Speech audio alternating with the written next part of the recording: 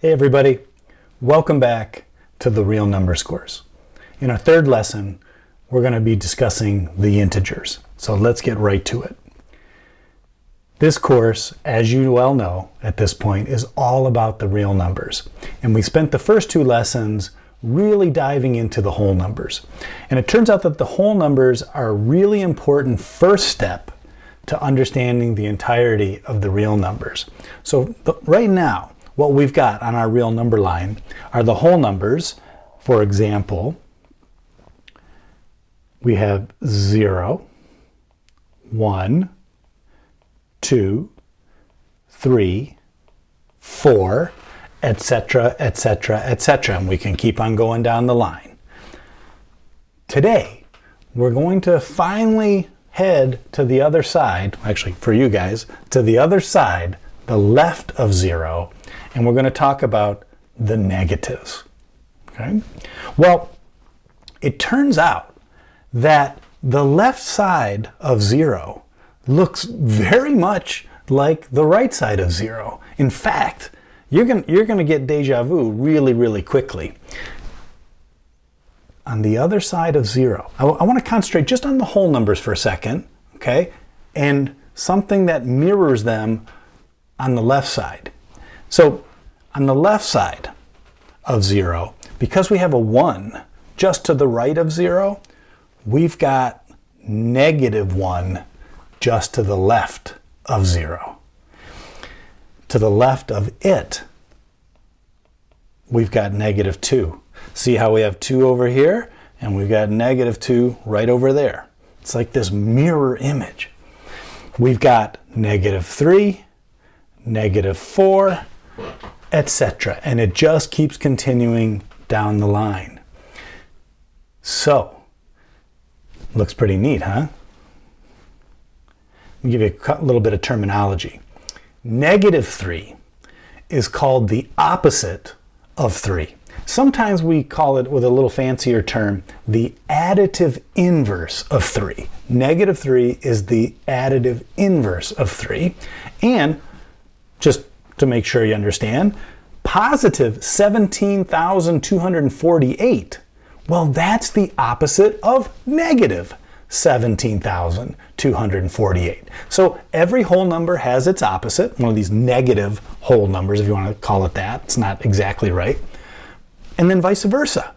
Okay? So every one of them that we've seen so far, every one of these whole numbers has an opposite on the left-hand side of 0. So, you take a look at these things. You got your whole numbers. And let me put them down one more time.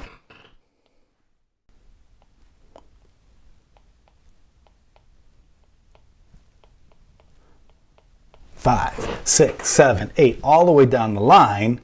Now we include their opposites. So -1, -2, -3, -4, and -5.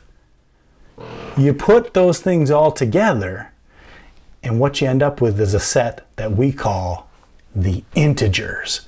So the integers, they are the whole numbers that we've been working with the first couple lessons and their opposites.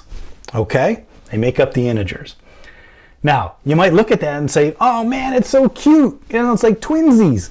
Whatever's going on the right side, we see that mirror image on the left. They're like twins. It's so cute, right? Isn't that so cute? No. This is serious. And you should know something really important about these integers. Stop messing around. This is serious. It turns out that these positives, the whole numbers, and their opposites, they hate each other. They hate each other. Brings us to the huge fact of the day. When you add a number and its opposite, it is a fight, a knockdown, drag out fight. And the result, you know what happens? Total annihilation.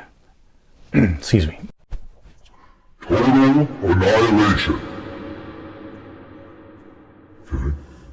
Now, I don't mean to be too dramatic, but you know what that means? Total annihilation? it means there will be nothing left.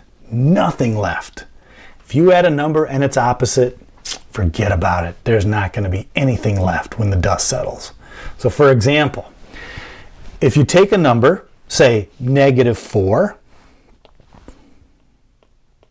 and add its opposite to it, -4 plus 4, they totally annihilate each other when they come together, and you have 0 left. Total annihilation. Annihilation literally means making 0. Okay? So -4 plus 4, -4 added to its opposite gives you 0. If you add 36 to its opposite, -36, total annihilation, 0. Okay? You know the deal. If you add -5 to, what do you think? All right, it was a curveball. It wasn't a fair question. My fault. Yeah, you're thinking 5. Not bad. But I want to throw a curveball at you. -5 plus 2. This time, that's not -5 added to its opposite. It's -5 plus 2. And this is not a fair fight. This is not a fair fight. What's going to happen? Well, let's take a look at this and we'll see if we can model it in some way. All right, this is a really super interesting question. So let's bring it over to the other side. -5 plus 2. Now here's a way you can visualize this or represent it to make sense out of this. If we have -5, I'm going to represent that with 5 ends. Okay? N stands for negative. I got 5 of them, 5 negatives. And then I'm going to add to it 2 positives, and P is clearly standing for positive. All right? Well then, what I know is going to happen is that this negative and that positive, they will annihilate one another. And this negative and this positive, they annihilate each other. So you know what we have left? Look at this. When all the dust settles, because it wasn't a fair fight, we've got 3 ends, so therefore 3 negatives, or -3 left. So -5 plus 2 ends up being -3. Looking okay? All right, let me see. Let's try some of these. Let's add the following sums. Sum is an addition sentence there, an addition expression. Let's add using ends and P. So let's try to use that representation that I just introduced you to. So let's try -7 plus 18 and 4 plus -12. If you want, you can stop the video and try these and join me back in a minute or so when you're done with that. If you want to just keep going, we'll go right into the solution. Okay? So now's a good chance to pause if you like. Okay, let's do this. -7 plus 18. All right, so that means we've got 7 negatives. 3, 4, 5, 6, 7. There they are. And 18. Woo, okay, it's a lot of P's, but let's do it. 2, 3, 4, 5, 6, 7, 8, 9, 10, 11, 12, 13, 14, 15, 16, 17, 18. Oh my gosh, that's a lot of P's. All right, now let's go through the annihilation. Man, we need sound effects, don't we? Hey, can we get sound effects here? I mean, what am I paying you for? Come on, sound effects. It's my mom.